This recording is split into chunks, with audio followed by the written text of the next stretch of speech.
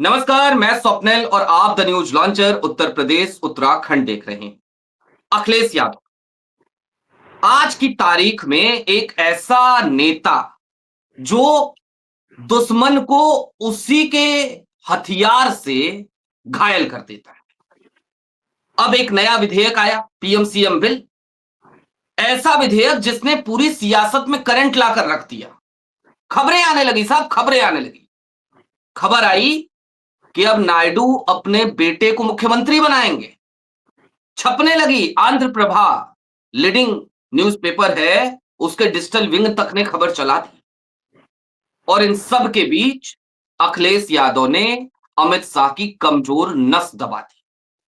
अब सवाल यह है कि मोदी जी जो यूं तो बड़े वाचाल व्यक्ति हैं, लेकिन जब भी काम की बात हो तो ऐसे मुंह पे उंगली रख लेते हैं, बोलते नहीं है। बोल पाएंगे क्या? हुआ क्या है? अखिलेश यादव का वो बयान क्या है और कैसे ये पूरी गुजरात लॉबी उसकी चपेट में आ गई है? एक एक परत खोले। सबसे पहले लेकिन जरा संतोष जी को जोड़ लीजिए। बहुत बहुत स्वागत है संतोष भाई। बहुत बहुत नमस्कार स्वप्निल भाई और न्यूज लॉन्चर उत्तर प्रदेश उत्तराखंड के भी तमाम दर्शकों को नमस्कार। क्या है अखिलेश का बयान? हम चाहते हैं आप ही बताएं दर्शकों को और फिर उसके मायने भी समझाएं, फिर आगे इस चर्चा में आगे बढ़ेंगे। देखिए, अखिलेश यादव के बयान के बारे में जरा बताने से पहले मैं थोड़ा सा हम्म। आपको बता दूंगा कि अखिलेश यादव ने कैसे होता है ना कि सफलता जो है ना वो अपने आप में बहुत कुछ कह जाती है। अखिलेश जी। यादव शायद इस देश के विपक्षी राजनीतिक दलों के नेताओं में से पहले नेता थे जिन्होंने नरेंद्र मोदी और अमित शाह की असलियत को भांप लिया था, उनकी हम्म। रणनीति को भांप लिया था।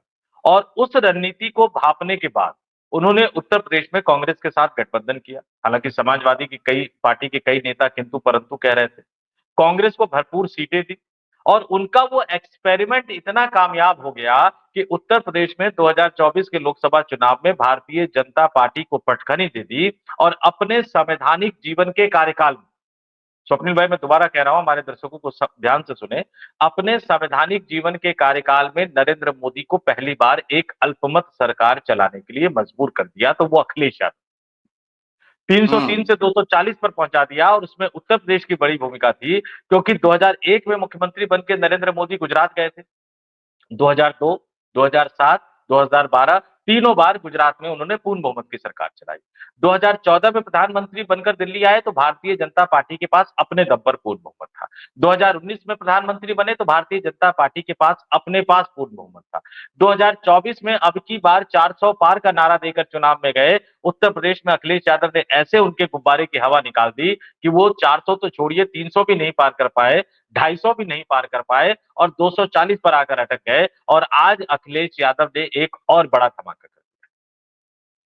प्रधानमंत्री और सीएम वाला बिल, जब ये बिल लोकसभा के अंदर पेश हो रहा था, बहुत ज्यादा हंगामा हुआ। केसी वेणुगोपाल ने उठकर कहा, धर्मेंद्र यादव ने कहा, जो समाजवादी पार्टी के सांसद है, ओवैसी साहब ने कहा, कांग्रेस की तरफ से मनीष तिवारी, केसी वेणुगोपाल कई अन्य सांसद आए, आरएसपी की तरफ से एनके प्रेमचंद्रन सामने आए। बड़े गर्व के साथ अमित शाह ने उठते हुए कहा कि मैंने जेल जाने से पहले इस्तीफा दे दिया था और साथ में ये भी कहा हम्म। कि मुझे गलत फंसाया गया, मुझे झूठा फंसाया गया था।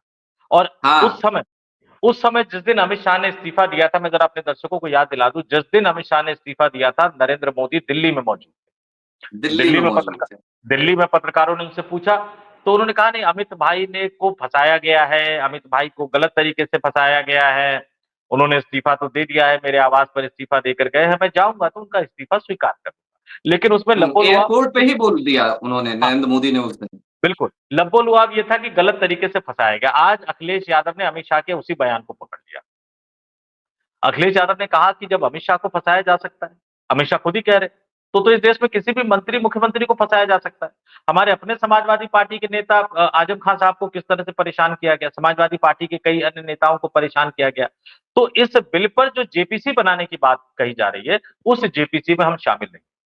अब इसको जरा उस तरह से समझिए कि 2 पहलवानों की लड़ाई होनी है अखाड़े में। एक पहलवान कहते कि नहीं नहीं मैं तो जाऊंगा नहीं क्योंकि ये बेईमानी करता है। अब वो इकलौता पहलवान, उसको आप विजेता घोषित कर दीजिए, जीता हुआ घोषित कर दीजिए, ट्रॉफी दे दीजिए, लेकिन वो पहलवान मानेगा ही नहीं कि मैं जीता हूं और पब्लिक भी नहीं मानेगी। तो जेपीसी हम्म। है, जेपीसी को मिनी संसद कहा जाता है। देश की संसद के अंदर समय कम होता है, क्योंकि 15-20 दिन का सत्र होता है, बहुत ज्यादा चर्चा नहीं होती, तो किसी भी बिल पर अगर बहुत ज्यादा विस्तार से चर्चा होनी होती है, तो उसको जेपीसी को भेज दिया जाता है। जेपीसी जिसको कि मिनी संसद कहा जाता है, उसमें 21 सदस्य आमतौर पर लोकसभा के होते हैं, 10 सदस्य राज्यसभा के होते हैं। राजनीतिक दलों की सदस्य संख्या के आधार पर सांसद बैठते हैं, विस्तार से विचार विमर्श करते हैं, घंटों तक, कई-कई दिनों तक, महीनों तक उनकी बैठकें घंटों तक चलती रहती है और जितने भी स्टेक होल्डर होते हैं, उन सबको उसमें बुलाया जाता है। लेकिन वक्फ संशोधन विधेयक पर केंद्र सरकार ने जो किया, विपक्षी राजनीतिक मल्लिकार्जुन खड़गे ने आरोप लगाया, असदुद्दीन ओवैसी ने आरोप लगाया सदन के अंदर खड़े होकर, ओवैसी साहब लोकसभा में बोले, खड़गे साहब राज्यसभा में बोले कि विपक्षी राजनीतिक दलों के सहमति नहीं जताने वाले नोट को उसमें शामिल नहीं किया गया। इस देश के इतिहास में पहली बार हो रहा था। जगदंबिका पाल जेपीसी के चेयरमैन थे, उत्तर प्रदेश के 24 घंटे वाले मुख्यमंत्री। उत्तर प्रदेश की नई पीढ़ी को याद नहीं होगा, युवा पीढ़ी को बता देता हूँ, 24 घंटे वाले मुख्यमंत्री। हालांकि चूंकि सुप्रीम कोर्ट ने अवैध करार दे दिया था, तो रिकॉर्ड में कहीं भी मुख्यमंत्री नहीं माने जाते, लेकिन 24 घंटे वाले मुख्यमंत्री है। और मुझे जहां तक याद आ रहा है कि काजू किशमिश बादाम खाने में ही 24 घंटे में कई करोड़ रुपए खर्च कर दिए थे उन्होंने। अगर जाएंगे तो लोग देखेंगे, तो वो जेपीसी के चेयरमैन थे। तो वक्फ संशोधन बिल पर जो जेपीसी बनी थी, उसने इस बात का खुलासा कर दिया और अब अखिलेश यादव ने कह दिया है कि हम वैधता नहीं देंगे, हम मोदी सरकार को वैधता नहीं देंगे कि जेपीसी में चर्चा हो। तो अखिलेश यादव ने मना कर दिया। तृणमूल कांग्रेस की नेता पश्चिम बंगाल के मुख्यमंत्री ममता बनर्जी ने मना कर दिया। आने वाले दिनों में तमिलनाडु के मुख्यमंत्री डीएमके के नेता भी मना करेंगे, एमके स्टालिन साहब। आने वाले दिनों में कांग्रेस पार्टी भी मना करेगी। इंडिया गठबंधन में शामिल अन्य तमाम राजनीतिक दलों के नेता अगर ये कह देंगे कि हम जेपीसी का हिस्सा नहीं बनेंगे, हम सरकार के इस गलत काम को वैधता नहीं देंगे, तो सरकार कहीं मुंह दिखाने के लायक नहीं रहेगी। और अखिलेश यादव ने जो ये बड़ा ऐलान कर दिया, इसका सहारा उन्होंने किसके बयान का लिया? अमित शाह के बयान। Very good. अब जरा मैं दर्शकों को एक बात कहूंगा, जरा वो इस बात को गौर करें। बहुत सारे दर्शक कमेंट करने आ जाते हैं, लेकिन जरा गौर कीजिए।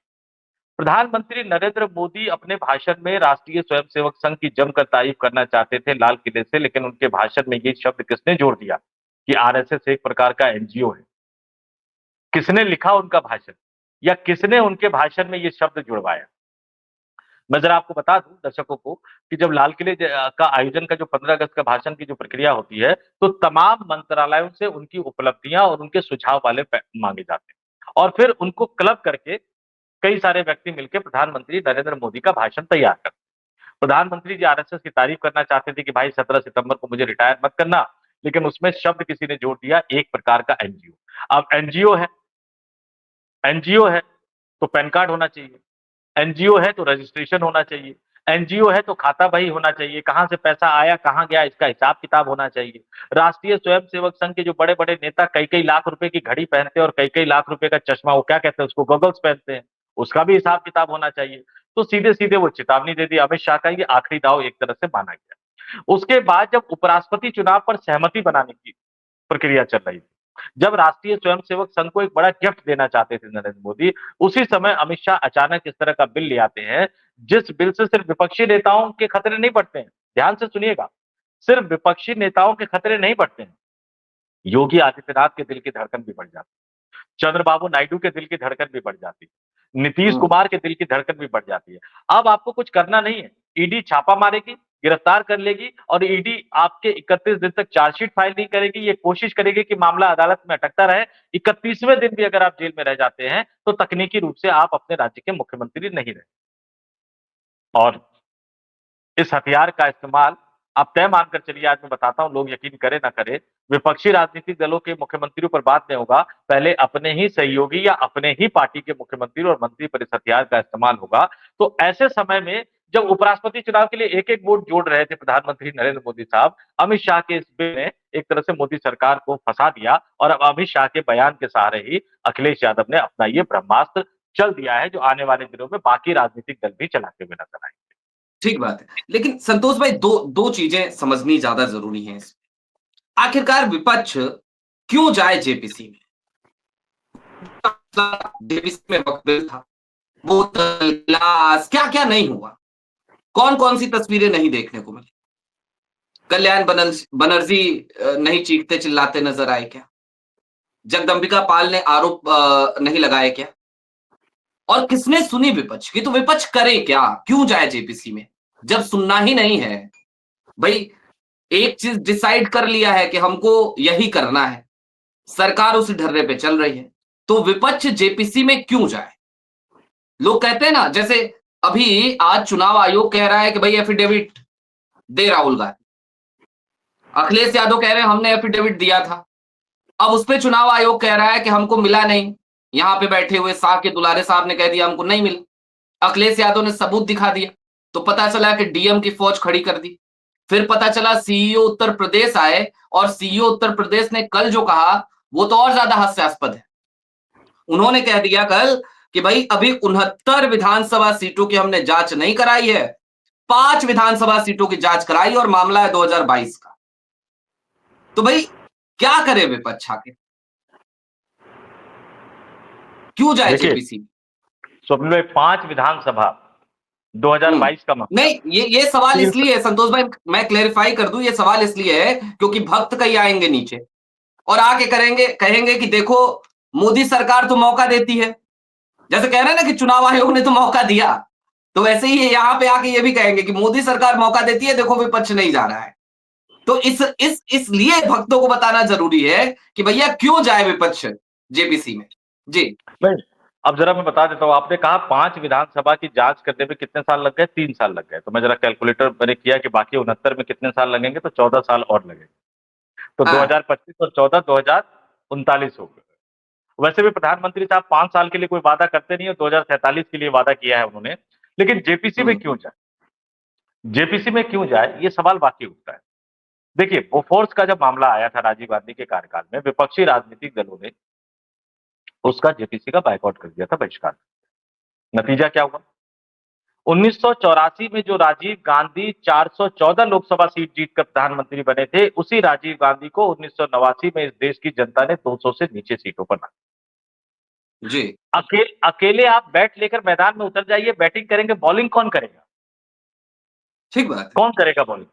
विपक्षी राजनीतिक दलों से यही कहा जा रहा था। हम तमाम लोग ये कह रहे थे कि आप कहते हैं कि चुनावी प्रक्रिया पे गलत है, क्यों जाते हैं चुनाव लड़ने? चुनाव आयोग गलत करता है, आपके साथ भेदभाव करता है, क्यों जाते हैं चुनाव लड़ने? सड़कों पर क्यों नहीं उतरते? अब अखिलेश यादव ने जब वो कमजोर नब्ज पकड़ ली, यूपी में ट्रायल हो गया। राहुल गांधी ने कर्नाटक के एक लोकसभा का आंकड़ा सामने रखकर दूसरी कमजोर नब्ज दबा दी और फिर वो सड़क पर उतर। इस देश की राजनीति में एक लंबे अरसे बाद कुछ दिन पहले 300 से ज्यादा सांसद, 313 सांसद, और 313 सांसद का मैं जिक्र कर रहा हूं तो इसमें मल्लिकार्जुन खड़गे जैसे वयोवृद्ध नेता, शरद पवार जैसे नेता जिनकी तबीयत खराब थी, पैदल दिल्ली की सड़कों पर मार्च करते हुए नजर आ रहे थे। ज्ञानेश कुमार हम्म साहब की हिम्मत नहीं हुई। ज्ञानेश कुमार साहब ने कह दिया कि हमारे पास ना हमारे पास तो 300 सांसदों को बिठाने की जगह ही नहीं है। जरा मैं याद दिला दूं, जब कांग्रेस पार्टी का विभाजन हुआ, जब इस बात का विवाद उठ रहा था कि कांग्रेस पार्टी का चुनाव चिन्ह कौन से धड़े के पास जाए, जगह चुनाव आयोग में उतनी ही जगह थी उस समय, बहुत सारे लोग पहुंच गए थे। तो जो उनका लॉन था ना स्वप्निल भाई, उस लॉन में बिठाकर मुख्य चुनाव आयुक्त ने सुनवाई की थी उस मामले की। 300 सांसदों को बिठाने में, जरा दर्शकों को बता दूं, मैं तो चुनाव आयोग के कार्यालय कई बार गया हूं, प्रेस कॉन्फ्रेंस हॉल है, सेमिनार रूम है, कहीं बैठकर आप सुनवाई कर सकते थे। लेकिन आपने कहा नहीं हमारे पास तो जगह ही नहीं। क्यों? क्योंकि 300 के 300 सांसद पूछने लग जाते तो आप बोलते क्या? आपने दिल्ली पुलिस को लगा दिया। अखिलेश यादव बैरिकेटिंग, कूदते हुए, फांदते हुए नजर आए। और फिर ये दो लड़कों की जोड़ी ने जो यूपी में कमाल किया, और उसके बाद अब बिहार की सड़कों पर आज राहुल गांधी बाइक चलाते हुए नजर आए। हेलमेट पहना हुआ था उन्होंने। जरा मैं दर्शकों हेलमेट से पहना कहूंगा, हुआ था, ये बताना हेलमेट पहना हुआ जरूरी था। है। नहीं, उस पर भी एफआईआर हो जाती, इस पर भी चालान हो जाता। लेकिन भारतीय जनता पार्टी के नेता जो बाइक रैली निकालते हैं उसमें से कितने हेलमेट पहनते हैं, जरा दर्शकों को ये देख लेना चाहिए। हाँ अब 30 अगस्त को अखिलेश यादव बिहार की धरती पर जा रहे हम्म। हैं। इंडिया गठबंधन के तमाम नेता जा रहे हैं। जेपीसी नहीं तो का बाइक चला लिया। हाँ नहीं नहीं बाइक। जेपीसी का बहिष्कार करने का ऐलान उन तमाम रणनीति का एक अहम हिस्सा है, और जेपीसी के बहिष्कार ने एक तरह से मोदी सरकार को बेनकाब कर दिया है, और ये अंतर्विरोध बढ़ाएगा। अंतर्विरोध कैसे बढ़ाएगा?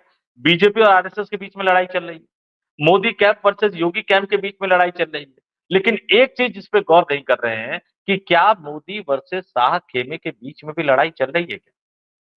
ऐसा क्यों हो हम्म। रहा है कि अमित शाह बार-बार अपने बयानों से, अपनी हरकतों से अपने ही प्रधानमंत्री को फंसाते हुए नजर आते हैं। कोई नहीं सोच सकता था कि इस देश में प्रधानमंत्री नरेंद्र मोदी के सामने वोट चोर गद्दी छोड़ का नारा लोकसभा के अंदर लगेगा। आखिर विपक्षी राजनीतिक दलों के सांसदों में इतनी हिम्मत आई कहां से? क्यों? लेकिन तड़ी क्योंकि पार के भी नारे लगे। वो अमित शाह साहब को सुनने की आदत है। अच्छा। उसमें उसमें उसमें कुछ नया नहीं था, लेकिन नरेंद्र मोदी के लिए ये नया था। नरेंद्र हाँ। मोदी के लिए ये नया था। तो इस तरह की दिक्कतें पैदा हो जा रही है या जानबूझ के की जा रही है? ये एक बड़ी बात है। और जेपीसी पर विपक्षी राजनीतिक दलों के ऐलान ने एक बार फिर से उसी सवाल को उठा दिया है कि खंड-खंड खेमों में बंट चुकी भारतीय जनता पार्टी और इसका असर आप देखिए आगे क्या पड़ेगा, जब अन्य तमाम राजनीतिक दल भी ऐलान पे उतर जाएंगे। बिहार की सड़कों पर एसआईआर अभियान और वोटर चोरी का विरोध करने के लिए जब मंच पर राहुल गांधी, तेजस्वी यादव, अखिलेश यादव नजर आएंगे, तो मोदी सरकार पर, चुनाव आयोग पर, ज्ञानेश कुमार पर क्या फर्क पड़ेगा? क्योंकि उत्तर प्रदेश का इतिहास और बिहार का इतिहास क्या बताता है? लालू यादव, मुलायम सिंह यादव दोनों एक मोर्चे में रहे, साथ रहे, एक दल में रहे, अलग-अलग रहे, लेकिन दोनों एक दूसरे का रास्ता काटते थे। जब लालू यादव के प्रधानमंत्री बनने की बारी आई तो मुलायम सिंह यादव पहुंच गए हरकिशन सिंह सुरजीत के पास कि नहीं, लालू यादव प्रधानमंत्री के रूप में स्वीकार नहीं करें। जब मुलायम सिंह यादव के प्रधानमंत्री बनने की बारी आई तो फिर लालू यादव पहुंच गया हरकिशन सिंह सुरजीत के पास कि आप किसी को भी बना दो, किसी को भी बना दो, लेकिन मुलायम सिंह यादव मुझे प्रधानमंत्री के तौर पर स्वीकार नहीं। और आज तेजस्वी यादव और अखिलेश यादव दोनों एक मंच पर नजर आएंगे और राहुल गांधी ये कमाल करेंगे। यूपी और बिहार 120 लोकसभा सीट और बिहार में अक्टूबर नवंबर में विधानसभा का चुनाव, इन तमाम कड़ियों को आप जोड़ेंगे तो ये तय मानकर चलेंगे कि आने वाले दिनों में किस तरह से भारतीय जनता पार्टी के लिए दिक्कतें बढ़ती जा रही है। और जेपीसी का बहिष्कार क्यों, जेपीसी का विरोध क्यों, इसके लिए आप वक्फ संशोधन अधिनियम पर जेपीसी की जितनी बैठकें, दिल्ली वक्फ बोर्ड के चेयरमैन को बुलाया गया। अब दिल्ली की मुख्यमंत्री आतिशी थी उस समय, वो लिखती रही कि भैया ये ओरिजिनल वक्फ बोर्ड के चेयरमैन नहीं है, हम दूसरा अधिकारी भेजेंगे। बुलाया ही नहीं दूसरे अधिकारी। विपक्षी राजनीतिक दल के सांसद जिनको कहते थे कि ये वक्फ बोर्ड के अधिकारी है, ये मुस्लिम उलेमा है, ये मुस्लिम मामलों के जानकार है, ये वक्फ मामलों के जानकार है, इनको बुला लीजिए, इनको नहीं बुलाया गया। पता नहीं कहां-कहां से कौन-कौन से एनजीओ का गठन कर दिया गया और उन एनजीओ को बुला दिया गया और जो रिपोर्ट तैयार करनी थी वो रिपोर्ट तैयार करके रख दी गई। विपक्षी दल सवाल उठाते रहे, मारपीट की नौबत आ गई। विपक्षी दलों के सांसदों ने जेपीसी के चेयरमैन जगदंबिका पाल पर अविश्वास जताते हुए लोकसभा स्पीकर ओम बिरला को पत्र लिखा। ओम बिरला से मुलाकात की, ओम बिरला ने कहा देखते हैं। अब देख तो पाएंगे नहीं, देखने की हैसियत थी कहां? देखने की हैसियत में एक आ गए थे बेचारे जगदीप धनखड़ साहब, देखने लग गए थे, विवेक से काम करने लग गए थे, तो अचानक उनकी तबीयत खराब हो गई। अब बिरला साहब तो अपनी तबीयत खराब करेंगे नहीं। इस मामले में भी इस मामले में भी जो जेपीसी का गठन किया है, अगर उनके चेयरमैन हम्म। पर आरोप लगेंगे, विपक्षी राजनीतिक दलों के सांसद ओम बिरला से जाकर मिलेंगे, तो लोकसभा स्पीकर होने के बावजूद, संसद भवन के कस्टोडियन होने के बावजूद, जैसे ही कुछ करना चाहेंगे तो जगदीप धनखड़ साहब की याद आ जाएगी। पता तक नहीं चल पा रहा कि धनखड़ साहब है कहाँ। बिरला साहब हाँ, भी एक माइलस्टोन राजस्थान, सेट हो गया है। हाँ, एक उसी माइलस्टोन सेट हो गया है। सेट हो गया है। अब बड़ा दिलचस्प बात बताता हूँ मैं दर्शकों को कि कुछ महीने पहले तक ये होता था कि बिरला साहब इस चिंता में थे कि यार जगदीप धनखड़ साहब ने वो माइलस्टोन सेट कर दिया है वफादारी का कि अब मैं क्या करूँ? कई बार होता था ऐसा। राज्यसभा में वो इतने बढ़-चढ़ कर सरकार के साथ नज़र आते थे कि लोग मजाक में कहते थे कि बिरला साहब के लिए तो दिक्कतें बढ़ती जा रही हैं। लेकिन अब उन्हीं जगदीप, पहले जगदीप धनखड़ साहब सेट करते नज़र आ रहे थे, अब जगदीप धनखड़ साहब के साथ सेट हो गया, फिर ओम बिरला साहब परेशान हैं। तो जो जेपीसी का गठन होगा उसमें कुछ होना जाना नहीं है, विपक्षी राजनीतिक दल जो आरोप लगा रहे हैं लगभग-लगभग वही सच्चाई है और इसलिए बहिष्कार का ऐलान, बायकॉट का ऐलान और आने वाले दिनों में इंडिया गठबंधन में शामिल अन्य विपक्षी राजनीतिक दल भी अगर इस अभियान के साथ खड़े हो जाते हैं, तो फिर प्रधानमंत्री नरेंद्र मोदी के लिए चेहरा दिखाने की कोई जगह बचेगी नहीं। और संसद के हम्म। मानसून सत्र के दौरान जो हमने देखा, आपने जो तड़ी पार के नारे का जिक्र किया, बिल की कॉपी फाड़कर अमित शाह के मुंह पर फेंकना ये पिछले 11 सालों में कभी नहीं हुआ था। प्रधानमंत्री नरेंद्र मोदी को लेकर चोर जैसे नारे, हालांकि बीजेपी लगाती थी। आज बीजेपी भले ही उसकी आलोचना करे, लेकिन मनमोहन सिंह जैसे प्रधानमंत्री को लेकर बीजेपी के सांसदों ने लोकसभा के अंदर, राज्यसभा के अंदर क्या-क्या नहीं कहा। बाद में रिकॉर्ड से निकाला गया उन बातों को। तो आज बीजेपी के साथ वही इतिहास दोहराया जा रहा है और संसद के शीतकालीन सत्र में नहीं, नहीं, क्या-क्या हो, नहीं, नहीं, संतोष भाई याद ये भी रखना चाहिए ना कि ठीक है, सदन के अंदर की आप जिक्र कर रहे हैं, प्रधानमंत्री नरेंद्र मोदी ने कहां-कहां किसको क्या-क्या नहीं कहा है। कभी रेनकोट का जिक्र, कभी 100 करोड़नी गर्लफ्रेंड, कभी माँ बेटे की सरकार, कभी बाप बेटे की सरकार। कितने निजी हमले प्रधानमंत्री नरेंद्र मोदी ने मुख्यमंत्री रहते हुए किया जब इनकी ताजपोशी की तैयारियां चल रही थी। तो आज आखिरकार वो कहते हैं ना कि भाई सब कुछ आपको रिटर्न मिलता है, तो वो रिटर्न की नौबत है, वापस हो रहा है। दूसरा, नरेंद्र मोदी जी को आज तक जो सरकार चलाने की आदत रही है वो सरकार रही है मेजोरिटी में, कंफर्टेबल पोजीशन में। भाई पहली बार तो विपक्ष मजबूती के साथ सामने खड़ा है। जितनी सीटों पे आप हो उससे 5 सीट कम वो है, कर लो जो करना है। और दूसरा, बहुत कोशिशें हो रही, इवन अखिलेश यादव की इस खबर पे भी, इस बयान पे भी गोदी मीडिया यही कह रहा है कि इंडिया गठबंधन टूट गया, बिखर गया। यही कह रहा है कि कांग्रेस को झटका बिल्कुल। दे दिया, है ना। भाई अखिलेश कह रहे हैं कि हम जेपीसी में शामिल नहीं होंगे, तो ये कहा जा रहा है इंडिया गठबंधन टूट गया, भाई बिखर गया। अरे बिखर गया तो भैया जश्न मनाओ, बिखर गया इंडिया गठबंधन। वहां इंडिया गठबंधन जा रहा है बिहार में, मधुबनी में सबको घेरने एक साथ, और यहां इंडिया गठबंधन बिखर गया। कर्नाटक की सरकार को ना जाने कितनी बार गिरा दिया गया इस देश में, कितनी बार सिद्धारमैया का इस्तीफा ले लिया गया। अभी आज डीके शिव कुमार उस प्रेस कॉन्फ्रेंस में शामिल हैं राहुल गांधी के साथ, वहां बैठे हुए हैं मंच पे, खुलकर उस यात्रा में चल रहे हैं। पप्पू यादव को लेकर के ना जाने क्या क्या कहा गया। पप्पू यादव आज की तारीख में नारे लगवा रहे हैं वहां पे राहुल गांधी के पक्ष में, और कह रहे हैं कि जब तक राहुल है तब तक पूर्णिया में ये नहीं होगा, जब तक राहुल है तब तक। तो भाई माहौल तो ये तो सब जो है माहौल सेट किया जा रहा है, बार बार करने की कोशिश की जा रही है। और हर जो ये लोग सोचते हैं कि ये बड़ा टाइम बम लेके आए हैं, लेकिन होता क्या है कि वो सुतली बम भी नहीं निकलता, वो फूट फूट भी नहीं पाता। अब संतोष भाई चलते चलते एक आखिरी सवाल है। सवाल ये, वोट चोरी एक बड़ा मुद्दा बन चुका है और पीएम सीएम बिल इसी बीच में लेके आए। लोगों ने कहा कि ध्यान भटकाने की एक कोशिश है, लेकिन ध्यान भटक पाया नहीं। और इसी बीच में खबर यह आ रही है, आंध्र प्रदेश के कई अखबारों ने छापना शुरू कर दिया, लिखना शुरू कर दिया कि अब नारा लोकेश जो है उनको आगे की कर रहे हैं चंद्रबाबू नायडू। और नारा लोकेश को लेकर कल तक हमारे पास खबर थी कि जब आए थे 3 मंत्रियों से मुलाकात हुई थी। आज हमने जाकर के जब जानकारियां निकाली तो पता चला 8 मंत्रियों से मुलाकात हुई है भाई साहब नारा लोकेश की, और 16 सांसदों ने उनका स्वागत किया है एयरपोर्ट पे, और वहां से 7 आए एक संख्या बल दिखाते हुए। नारा लोकेश इतने महत्वपूर्ण हो गए हैं। चंद्रबाबू नायडू अब नारा लोकेश को अपनी गद्दी सौंपना चाह रहे हैं। कोई संकेत वहां से भी आ रहा है क्या? स्वप्निल भाई, हम शायद मुझे जहां तक याद आ रहा है कि 3-4 महीने पहले जब प्रयागराज में महाकुंभ चल रहा था, शायद उससे भी पहले न्यूज लॉन्चर पे एक शो कर रहा था, तो मैंने उसमें बताया था कि हम्म। चंद्रबाबू नायडू जो है वो मुलायम सिंह यादव की तरह अपने जीवन काल में अपने बेटे को आंध्र प्रदेश का मुख्यमंत्री बनाकर जाए। हम्म। लेकिन उस समय भी मैंने लेकिन कहा था कि जब वो अपने बेटे को आंध्र प्रदेश का मुख्यमंत्री बनाकर जाएंगे तो वो कुछ वर्षों के लिए केंद्र की राजनीति में अपनी जगह तलाशते हुए नजर आएंगे। तो एक्चुअली एक्चुअली क्या वो सिर्फ केंद्रीय मंत्री बनने के लिए केंद्र की राजनीति में आएंगे?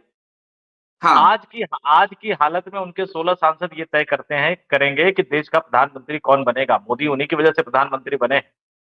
और आंध्र हाँ। प्रदेश के ससुर, हालांकि अपने ससुर की पार्टी को उन्होंने तोड़ा था, एनटी रामाराव साहब का एक सपना था। उस सपने को हम्म। पहले कांग्रेस ने साकार किया जब पीवी नरसिम्हा राव को, आंध्र प्रदेश से आने वाले नेता को कांग्रेस पार्टी ने प्रधानमंत्री बनाया। तो कांग्रेस के तीखी आलोचना करने वाले, कांग्रेस के कड़े विरोध करने वाले एनटी रामाराव साहब ने भी नरसिम्हा राव का समर्थन किया। तो ये उस परिवार का पुराना सपना है कि हमारे हम्म। परिवार से कोई देश का प्रधानमंत्री बने। तो वो तो तभी होगा जब वो एनडीए गठबंधन का साथ छोड़ेंगे। नारा लोकेश की एक छवि, हिंदूवादी छवि भी बनाने की कोशिश की गई पिछले कुछ वर्षों के दौरान। अगर आप देखेंगे तो पिछले कुछ वर्षों के दौरान किस तरह से नारा लोकेश की छवि बनाई गई। प्रयागराज के कुंभ में गए, वो गंगा स्नान करते हुए नजर आए, संगम स्नान करते हुए नजर आए, वाराणसी गए, बाबा विश्वनाथ के दरबार में गए, वहां पूजा अर्चना करते हुए नजर आए, और अब यहाँ पर आकर वो तमाम नेताओं से मुलाकात कर रहे हैं। तो माहौल जो है बदलना शुरू हो गया है और उसका अंतिम नतीजा, अंतिम परिणति आने वाले कुछ वर्षों में आपको धीरे-धीरे आने वाले माफ कीजिएगा, आने वाले कुछ दिनों में आपको वो धीरे-धीरे हम्म। दिखाई देता हुआ नज़र आएगा और इसकी पहली परीक्षा तो 9 सितंबर को ही हो जाएगी। 9 सितंबर को हो जाएगी और आंध्र प्रभा जो बड़ा लीडिंग अखबार है उसके डिजिटल विंग ने एक खबर चलाई संतोष भाई कि नवंबर तक, उसने बकायदा डेडलाइन दे दी कि नवंबर तक नारा लोकेश मुख्यमंत्री हो जाएंगे। तो एक क्विक रिएक्शन आपका चाहिए, नवंबर तक अगर नारा लोकेश मुख्यमंत्री हो जाएंगे तो फिर सवाल यह है कि चंद्रबाबू नायडू देश के वित्त मंत्री हो जाएंगे या फिर कि मोदी जी का इस्तीफा हो जाएगा। क्या सिचुएशन लग रही है? नारा लोकेश आंध्र प्रदेश के मुख्यमंत्री तभी बनेंगे जब चंद्रबाबू नायडू इस देश की राजनीति में वर्तमान सरकार को गिराकर एक नई सरकार का गठन करेंगे। अब उस नई सरकार हाँ। में वो प्रधानमंत्री होंगे, गृह मंत्री होंगे या वित्त मंत्री होंगे, ये तो मैं आज की तारीख में नहीं बता सकता। लेकिन अगर हम्म। केंद्र में मोदी साहब प्रधानमंत्री रहेंगे तो नारा लोकेश को मुख्यमंत्री वो नहीं बनने देंगे और ये बात चंद्रबाबू नायडू अच्छी तरह से समझते हैं। तो नारा लोकेश को मुख्यमंत्री बनाने से पहले देश की राजनीति, दिल्ली में बहुत सारे बदलाव करने होंगे। ठीक बात है। बहुत शुक्रिया संतोष भाई जुड़ने के लिए द न्यूज लॉन्चर से।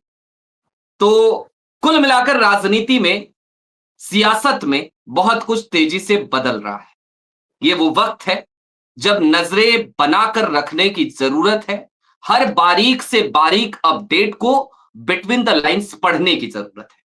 और जब बात बिटवीन द लाइंस पढ़ने की तो फिर जुड़े रहिए न्यूज लॉन्चर उत्तराखंड पर। शुक्रिया।